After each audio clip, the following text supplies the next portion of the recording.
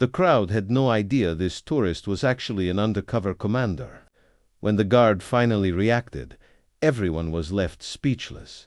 Here's what happened. The morning mist clung to the grounds of St. James's Palace, casting a serene glow over the historic site. Commander Andrew Thornhill adjusted his bright Hawaiian shirt and baseball cap-an outfit he'd never normally wear. With 23 years of military service, he was used to commanding the Queen's Guard. But the recent reports of confrontations between his guards and increasingly disrespectful tourists had pushed him to take this unusual step. To truly understand what his men faced, he had to become the very thing he despised. A rude tourist. Tar, time to see what you're made of, Corporal Harrington.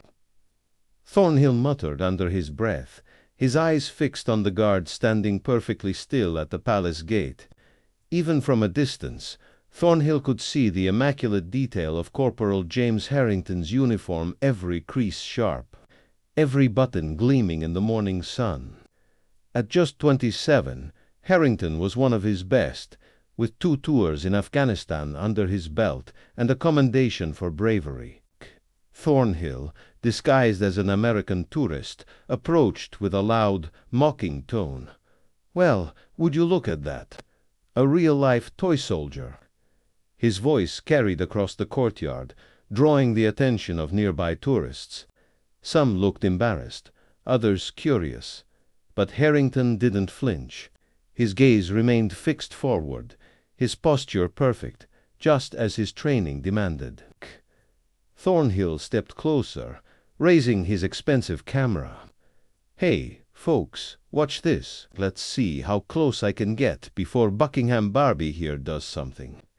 He snapped photos from uncomfortably close range, the camera's artificial shutter sound breaking the quiet respect usually surrounding the guard. "Do you even blink? My kids' action figures show more life." The crowd grew uneasy. A mother pulled her child closer, whispering, "That man is being very rude." An elderly couple exchanged disapproving glances, while a group of teenagers giggled nervously. Thornhill circled Harrington, his insults growing sharper. "Back home, our soldiers actually do real military stuff, not just stand around looking pretty for tourists." Harrington remained motionless, but Thornhill noticed a subtle tightening of his jaw. The commander pushed further, his words cutting deeper.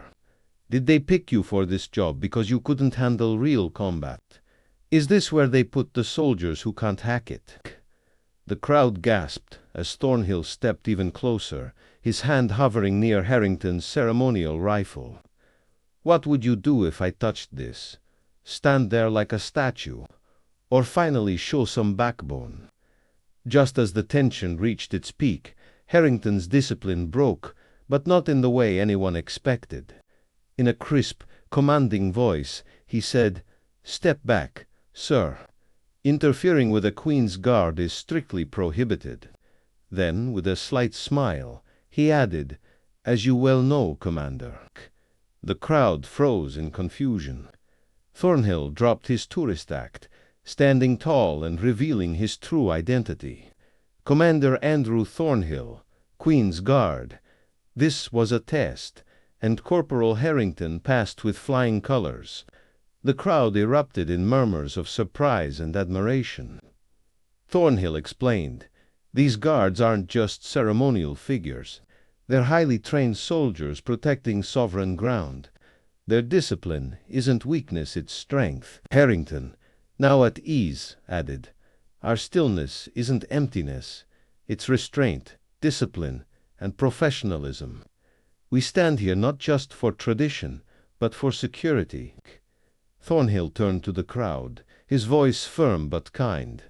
"Next time you see a royal guard, remember, they're not statues or tourist attractions. They're soldiers, balancing ceremony and security with incredible discipline. Their training is rigorous, their commitment unwavering. They've served in combat zones, protected lives, and now they stand here, ready to defend this historic site at a moment's notice." A young boy in the crowd raised his hand. But why do they have to stand so still? Doesn't it hurt? Harrington smiled slightly and answered, "Yes, it can be uncomfortable. The uniform weighs nearly 16 pounds, and standing still for hours in all weather conditions is challenging. But we do it because it's our duty. It's a reminder of the sacrifices made by those who came before us." Thornhill nodded, adding, "And it's a testament to their training. These guards are prepared for anything, whether it's a disrespectful tourist or a genuine threat. Their discipline ensures the safety of everyone here." The crowd applauded, their perspective forever changed. Thornhill and Harrington exchanged a respectful nod, the bond between commander and soldier stronger than ever. As the crowd began to disperse, Thornhill took a moment to address Harrington privately. "You handled that exceptionally well, Corporal.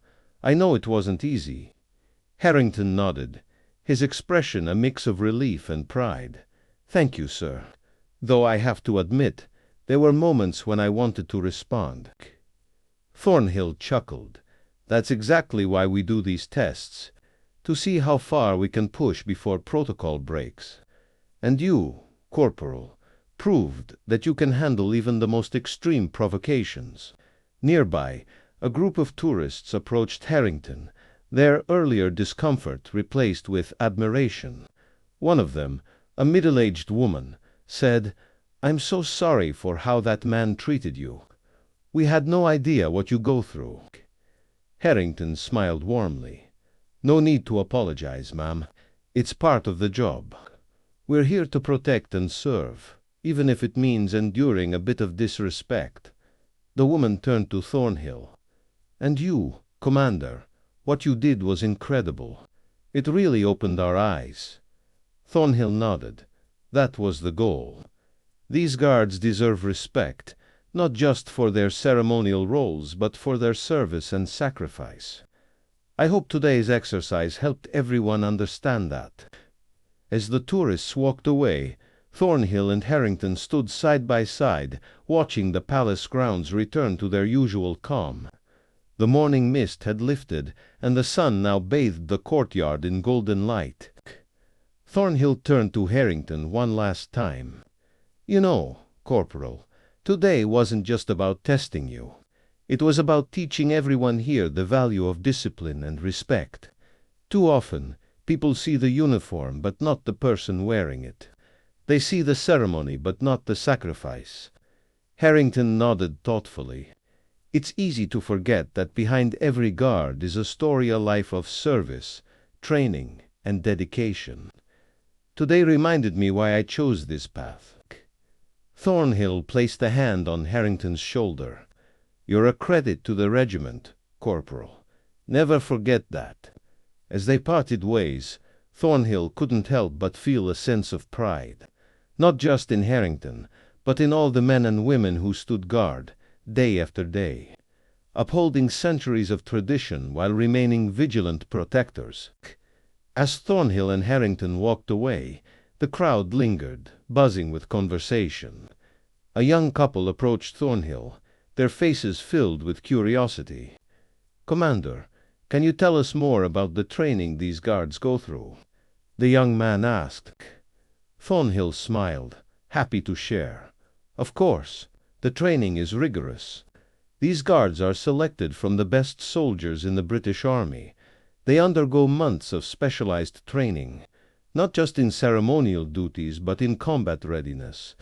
They learn to remain calm under pressure, to assess threats quickly, and to act decisively when needed."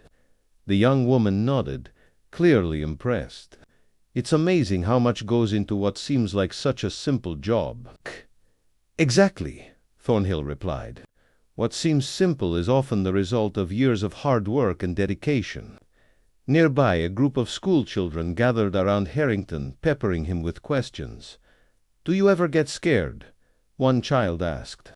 Harrington knelt down to their level, his tone gentle. "Sometimes, yes. But our training helps us stay focused and calm, even in difficult situations." Another child chimed in. "Do you have to stand still, even if it's raining or really hot?" Harrington chuckled. "Yes, we do. Rain or shine, we stand our ground. It's all part of the job." The children's teacher smiled, clearly moved by the interaction. "Thank you for your service, Corporal. You've given these children a lesson they'll never forget." As the day progressed, an elderly man with a military bearing approached Thornhill. "Commander, may I have a word?" he asked, his voice carrying the authority of someone who had served. Thornhill nodded. "Of course, sir. How can I help you?" The man extended his hand. "Colonel James Whittaker, retired. I served in the Royal Marines for 35 years. I just wanted to say, what you did today was brilliant. It's about time someone showed the public what these guards really go through." Thornhill shook the man's hand firmly. "Thank you, Colonel. It means a lot coming from someone who understands." Whittaker smiled. "I've seen my share of disrespect toward the guards over the years. It's good to see someone taking a stand. Keep up the good work, Commander." As the colonel walked away, Thornhill felt a renewed sense of purpose. Today's exercise had not only tested Harrington, but had also sparked a broader conversation about respect and understanding. As the day drew to a close, Thornhill stood at the edge of the courtyard, watching the last of the tourists leave. He felt a deep sense of satisfaction. Today's exercise had not only tested Harrington's discipline, but had also opened the eyes of dozens of visitors. They would leave with a newfound respect for the guards and the sacrifices they made. Harrington approached, his ceremonial duties complete for the day. "Sir, I just wanted to say thank you.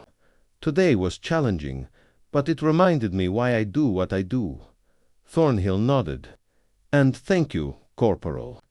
You reminded all of us what true discipline and respect look like." As the sun set over St. James's Palace, Thornhill and Harrington walked off together, their bond stronger than ever. The courtyard, now empty, stood as a testament to the quiet strength and unwavering dedication of the Queen's Guard. If this story gave you a new perspective on Royal Guards, hit the like button and share it with your friends. Don't forget to subscribe to our channel and press the bell icon so you never miss a story. Check out our other videos on the screen now, and let us know in the comments what would you have done in Corporal Harrington's position. Could you maintain such discipline under pressure? We'll see you tomorrow with another amazing story. Remember, true respect comes from understanding, not just observation.